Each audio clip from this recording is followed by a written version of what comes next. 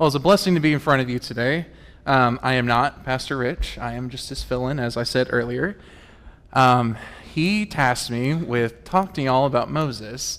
I'm like, first thought, I was like, sweet, I know the Prince of Egypt movie. I love it. I got this. Well, that movie's wrong. Message is true. The facts they put in is wrong. So I did some homework. You see all my Post-it notes. That's okay. I got this. So today I'm going to narrow down the story of Moses because it's not just Exodus that it's in. It's in Exodus, Leviticus, Numbers, and Deuteronomy. So of course, Pastor Rich was like, John, you got this. Go take it. Thanks. So I've narrowed it down to 3 points: the fire, the Pharaoh, and the Exodus. So if you have your Bibles, please turn in there to Exodus 3. And I'm going to start at verse 7 today. Then the Lord told him, I have certainly seen the oppression of my people in Egypt. I have heard their cries of distress because of the harsh slave drivers. Yes, I'm aware of their suffering. So I've come down to rescue them from the power of the Egyptians and lead them out of Egypt into their own fertile and spacious land, as a land flowing with milk and honey, the land where the Canaanites, Hittites, Amorites, Perizzites, Hivites, and Jebusites now live. Look, the cry of the people of Israel now reached me, and I have seen how harshly the Egyptians abuse them. Now go, for I am sending you to Pharaoh. You must lead my people Israel out of Egypt. But Moses protested to God, Who am I to appear before Pharaoh? Who am I to lead the people of Israel out of Egypt? God answered, I will be with you, and this is your sign that I am the one who has been with you. When you have brought the people out of Egypt, you will worship God at this very mountain. But Moses protested, If I go to the people of Israel and tell them, the God of your ancestors has sent me to you, they will ask me, What is his name? Then what should I tell them? God replied to Moses, I am who I am. Say this to the people of Israel, I am has sent me to you.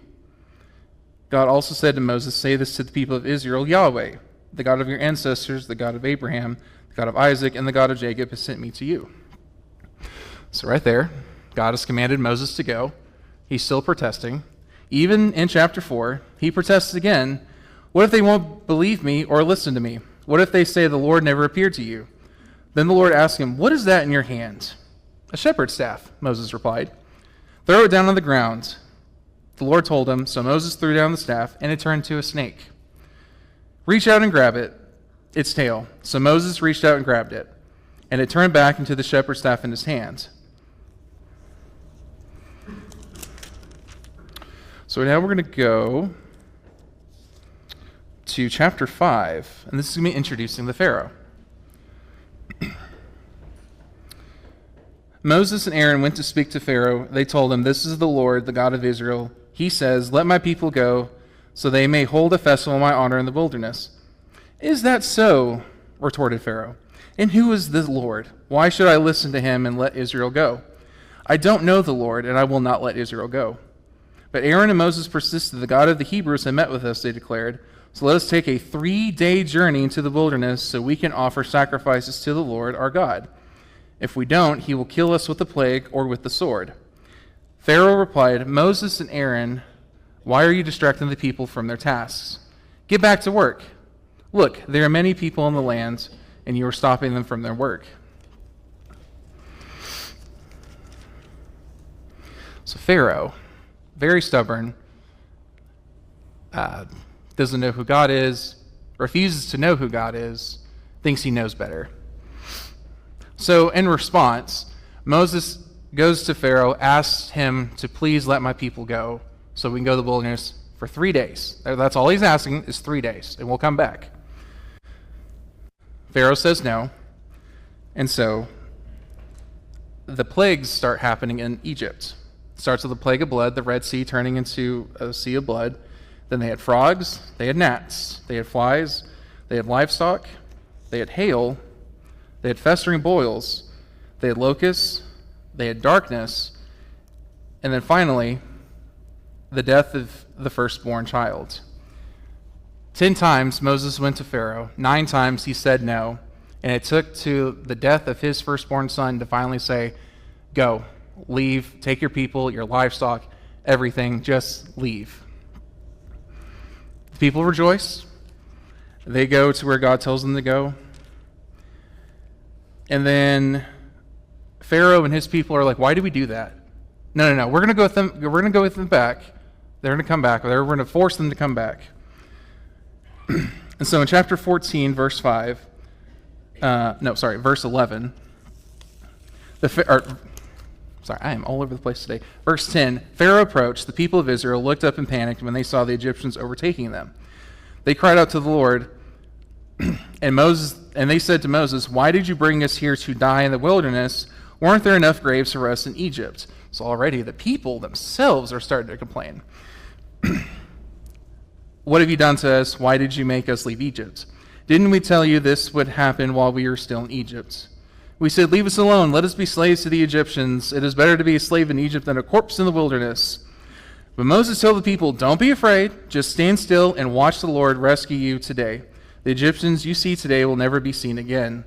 The Lord himself will fight for you. Just stay calm. Then the Lord said to Moses, what are you doing? Get up, run, leave.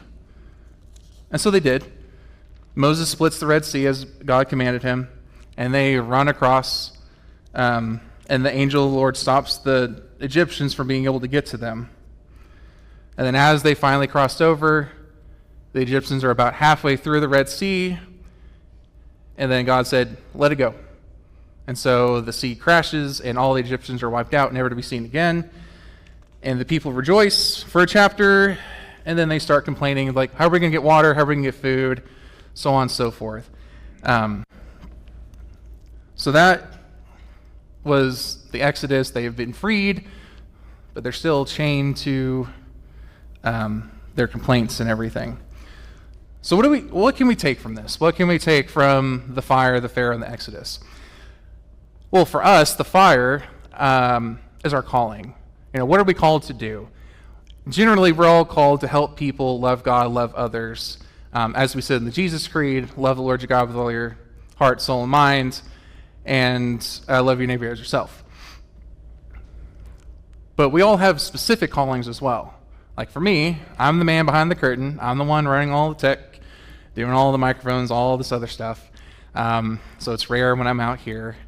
And for me personally, if I'm ever told to be, hey, we need you upstage, I'm afraid. I'm anxious. I don't like talking in front of people.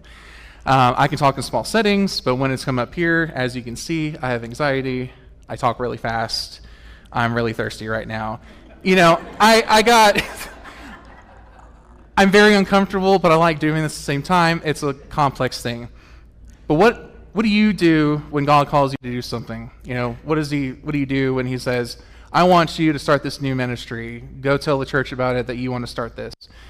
Do you put it on the church to do it? Or do you say you do it yourself and have the church support you? Something to think about. The Pharaoh, for us, I want us to think about the hurt, pain, anger that we have and the hurt we have. It's very easy for us to be hurt by somebody and to turn around and just not forgive them, move on with our lives, and always be wary of that person. But that's not what God calls us to do. How are we supposed to love them and turn the other cheek if we don't work on forgiving them? I'm not saying do it right away. It takes time. The Exodus, well, that's where Jesus comes in. The Exodus is our freedom from sin and death, because Jesus came down and saved us from all of that. So, let me make sure I got my notes right. Sorry.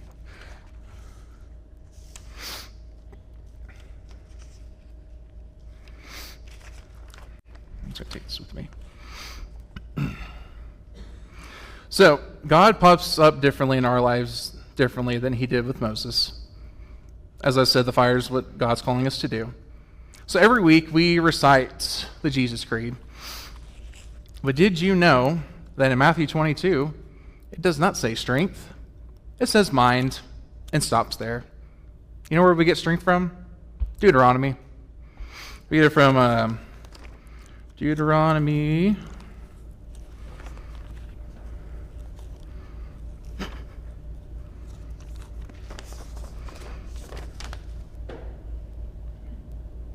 I had it written down. Deuteronomy 6:5, that's what it was. Where Moses tells the Israelites to love the Lord your God with all your heart, soul, and strength. So that's where the adaptation comes from.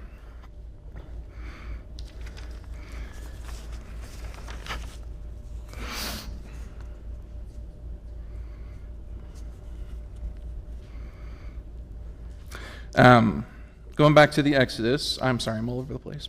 There is no sin too great for God to stop loving you. So if you feel called to do something, lead something, be in charge of something, or help somebody, but you feel like you're not qualified enough because of a mistake you made, or you don't feel worthy enough, that's what Jesus was for. That's why he died for us. He was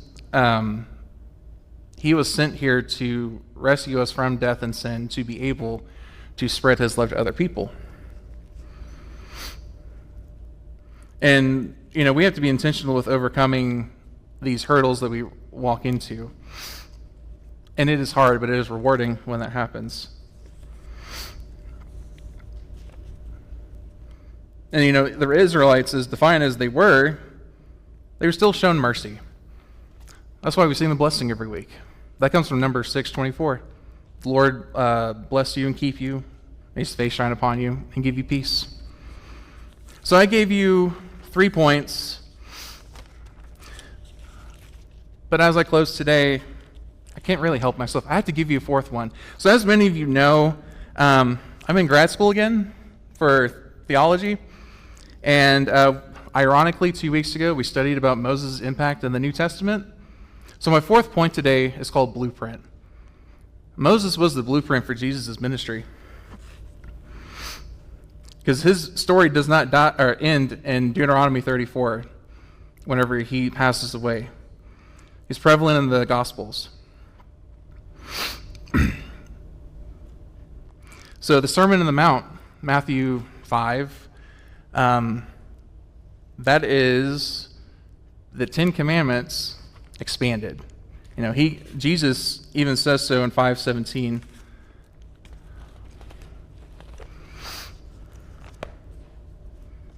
Do not misunderstand why I have come. I did not come to abolish the law of Moses or the writings of the prophets. No, I came to accomplish their purpose. And then in Luke 9:28, Jesus is up on the mountain with Peter, John, and James, and they're praying. And as they were praying, the appearance of his face was transformed, and his clothes became dazzling white. This is talking about Jesus. Suddenly, 2 men, Moses and the man we talk about next week, Elijah, appeared and began talking with Jesus, and they were glorious to see. And they were speaking to Jesus about his exodus from the world.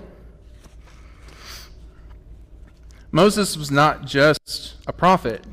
He was the blueprint for the life and ministry of Jesus. So now the fire, the Pharaoh, and the Exodus have a deeper meaning than just summarizing a story.